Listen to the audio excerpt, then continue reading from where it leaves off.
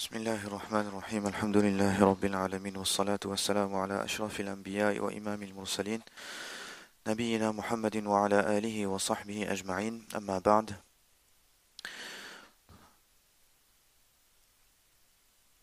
عن عمرو بن غيلان الثقفي رضي الله تعالى عنه قال قال رسول الله صلى الله عليه وسلم اللهم من آمن بي وصدقني وعلم أن ما جئت به هو الحق من عندك فأقلل ماله وولده وحبب إليه لقاءك وعجل له القضاء ومن لم يؤمن بي ولم يصدقني ولم يعلم أن ما جئت به هو الحق من عندك فأكثر ماله وولده وأطل عمره.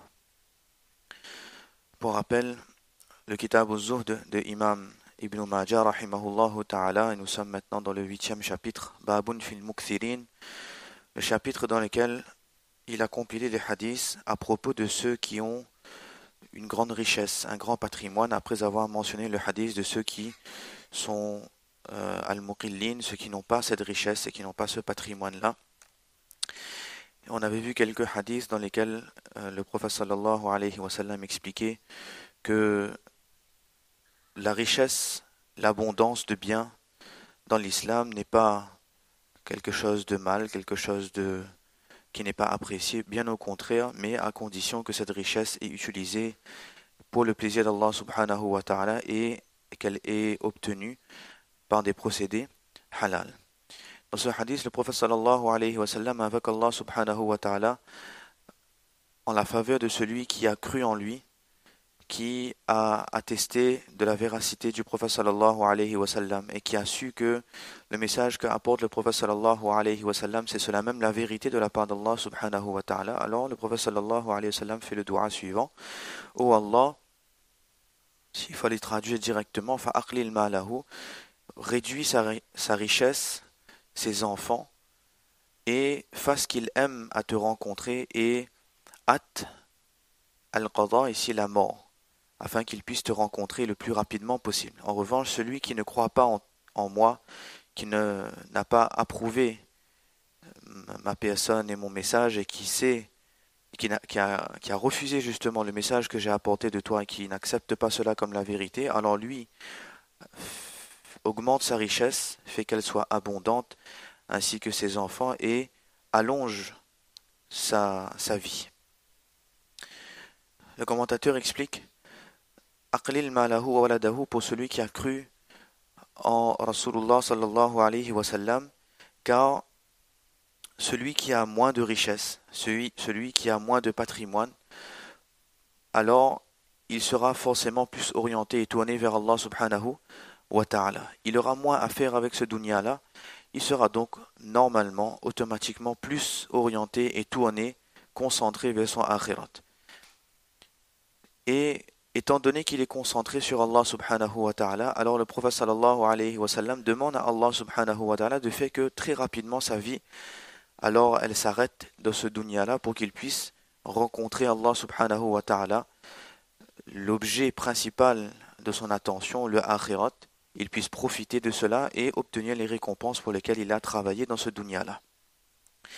Le commentateur explique ensuite, il dit que vraisemblablement il y a une contradiction avec un hadith rapporté par Imam Tirmidhi rahimahullah ta'ala et Darami rahimahullah, dans lequel le prophète sallallahu alayhi wa sallam explique: la meilleure des personnes, celui qui a une vie longue dans laquelle il a fait beaucoup de bonnes actions. Man tala umruhu wa hasuna amaluhu. Alors il dit peut-être une contradiction, mais au final il conclut en disant qu'il n'y a pas réellement de contradiction. Ça va dépendre, c'est du cas par cas.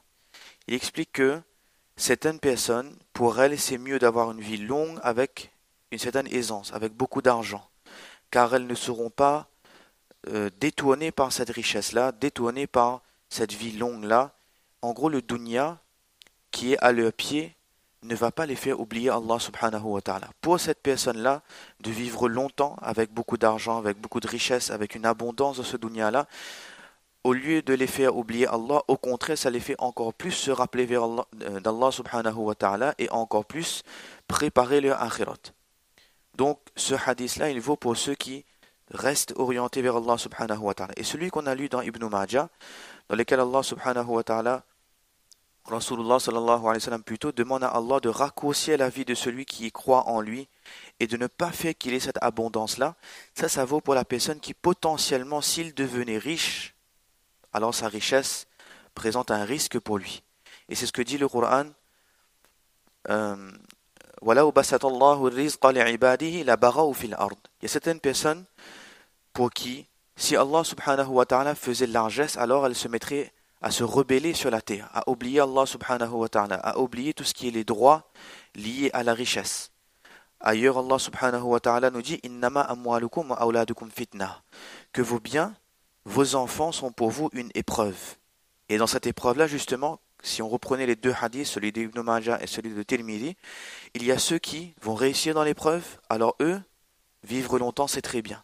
Et il y a ceux qui vont peut-être être piégés par cette richesse-là, les amwal et les aoulad, alors pour eux, vaut mieux quitter rapidement ce monde sans richesse pour ne pas oublier Allah subhanahu wa ta'ala. Encore une fois, la conclusion est la même que l'on aurait pu qu'on avait mentionné dans les hadiths précédents. En soi, être riche, en soi, avoir beaucoup d'enfants, en soi, avoir tout ce que l'on considère comme, entre guillemets, le dunya, ce bas monde. En soi, ce n'est pas mal. Ce qui est mal, c'est d'avoir cela et, à cause de cela, oublier Allah subhanahu wa ta'ala. C'est bien pour ça que dans les hadiths précédents, le prophète sallallahu alayhi wa sallam dit Illa man qala biyadihi hakadha wa hakadha wa hakadha. Celui qui est riche, il n'y a aucun khair dedans. Sauf s'il a donné ici, il a donné là-bas, il a donné là-bas, il a donné là-bas, etc., etc. Lui, il aura profité de sa richesse et sa richesse l'aura amené vers Allah subhanahu wa ta'ala. Le hadith suivant de Nuqada al-Asadi, radiyallahu ta'ala anhu, قال بعثني رسول الله صلى الله عليه وسلم إلى رجل يستمنحه ناقة فرده ثم بعثني إلى رجل آخر فأرسل إليه بناقة فلما أبصرها رسول الله صلى الله عليه وسلم قال اللهم بارك فيها وفي من بعث بها قال نقاده فقلت لرسول الله صلى الله عليه وسلم وفي من جاء بها قال وفي من جاء بها ثم أمر بها فحلبت فدرت فقال رسول الله صلى الله عليه وسلم اللهم أكثر مال فلان للمانع الأول واجعل رزق فلان يوما بيوم للذي بعث بالناقة. Notre hadith dans lequel le prophète sallallahu alayhi wa sallam envoie un sahabi du nom de Nuqada pour rencontrer un homme et lui demander de lui prêter une chamelle. Alors les Arabes, chez eux, ça existait ce concept-là qu'on demandait « prête-moi une chamelle » ou « prête-moi une chèvre » pour que l'on puisse profiter du lait de cet animal-là. Ce n'était pas un bien qu'on demandait pour garder, c'est juste utiliser le lait et ensuite renvoyer l'animal. Il envoie donc Nuqada radiyallahu ta'ala anhu vers une première personne qui refuse. Il lui dit, va voir plutôt une deuxième. Cette personne-là accepte. Quand il voit Nuqada revenir avec la chamelle, alors il fait dua pour la chamelle, qu'Allah mette baraka dans cette chamelle-là, et Allah accorde la baraka à celui qui a envoyé la chamelle. Et là, Nuqada, il demande à Rasulullah sallallahu alayhi wa sallam, si on devait traduire, il dit, oh Rasulullah, mais tu oublies là celui qui a amené la chamelle. Il dit, oui, celui qui a amené la chamelle aussi, oh Allah, bénis-le. Ici, on fait une parenthèse, que de ne pas hésiter à demander aux gens, aux pieux, de faire dua pour nous. Ici, on voit là, Rasulullah sallallahu alayhi wa sallam, il a fait dua pour celui qui a envoyé la chamelle, il a fait dua pour la chamelle, qu'elle donne beaucoup de lait. Et celui qui a fait le travail, là, il dit, ben moi aussi, entre guillemets, moi aussi, je mérite mon dua. Et là, le prophète sallallahu alayhi wa sallam, il a fait dua pour lui. Dedans, il y a 2 points. De ne pas hésiter à demander dua à ceux qui sont pieux, aux gens qui peuvent faire dua pour nous. Et puis, on ne sait pas qui est pieux, qui est pas pieux, qui les duas sont acceptés devant Allah subhanahu wa ta'ala. Et deuxième point, que quand on fait khidmat, quand on est au service des créatures d'Allah subhanahu wa ta'ala, alors c'est là qu'on obtient leurs invocations. Il y a un autre hadith comme ça, où le prophète sallallahu alayhi wa sallam a fait une invocation. Il a parlé de quelque chose et il y a un qui s'est levé dans l'assemblée comme ça. On aurait pu dire peut-être qu'elle toupait de se lever comme ça. Dit, oh Allah, oh Rasulullah sallallahu alayhi wa sallam, demande dua pour nous. C'était Uqasha radiyallahu ta'ala anhu. Et il a demandé dua pour lui. Et le dua a été accepté. Tout de suite, il y a quelqu'un qui s'est levé et dit, ben moi aussi alors. Il dit, ben trop tard, Uqasha t'a devancé. Donc là, on voit que de demander dua, c'est quelque chose d'important. Donc la chamelle arrive. Le prophète sallallahu alayhi wa sallam ordonne que l'on traite la chamelle, et effectivement cette chamelle-là donnait énormément de lait. Et là, Rasulullah sallallahu alayhi wa sallam, il fait l'invocation suivante, que oh Allah augmente les biens du premier, celui qui avait refusé de donner la chamelle, et fasse que la richesse, les provisions de celui qui, elle, a donné euh, la chamelle, c'est une provision qui suffit jour après jour. Il y a juste ce qu'il faut, le nécessaire. Ici dans le commentaire, l'auteur explique. Il dit que le prophète sallallahu alayhi wa sallam, il a demandé l'abondance pour celui qui a refusé la chamelle. Il y a deux interprétations. La première, c'est que c'était effectivement une invocation, qu'il n'a pas donné parce qu'il n'avait rien. Donc, oh Allah, accorde-le, pour que demain il puisse obtenir les fadilat, les mérites de la sadaqa. Notre explication, c'est que c'était un dua, une invocation en défaveur de la personne. C'était quelqu'un qui avait de quoi donner, mais il n'a pas donné. Donc c'était une leçon et c'était une façon de montrer sa colère vis-à-vis de cette personne qu'elle a, mais elle ne donne pas. Et celui qui a donné, le prophète sallallahu alayhi wa sallam a demandé à Allah subhanahu wa ta'ala de faire en sorte que c'est quelqu'un qui, non pas une abondance, mais qui jamais ne manque de rien. Là aussi pareil, la même chose. Que la richesse, là, c'est pas quelque chose de mal, au contraire. Mais c'est bien lorsqu'on sait l'utiliser correctement. Et une utilisation correcte de la richesse, c'est quoi? C'est ne pas la garder justement. C'est utiliser pour soi selon nos besoins, mais c'est surtout aider son prochain.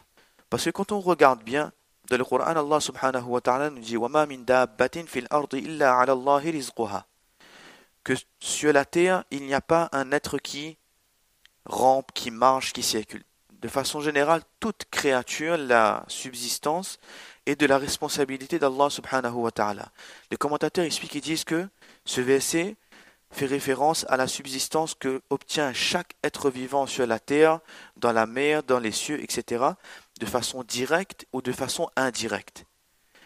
C'est le système économique qui est comme ça, que Allah subhanahu wa ta'ala fait que certains ont plus, et normalement, ils doivent ou elles doivent faire profiter de cette richesse-là aux autres.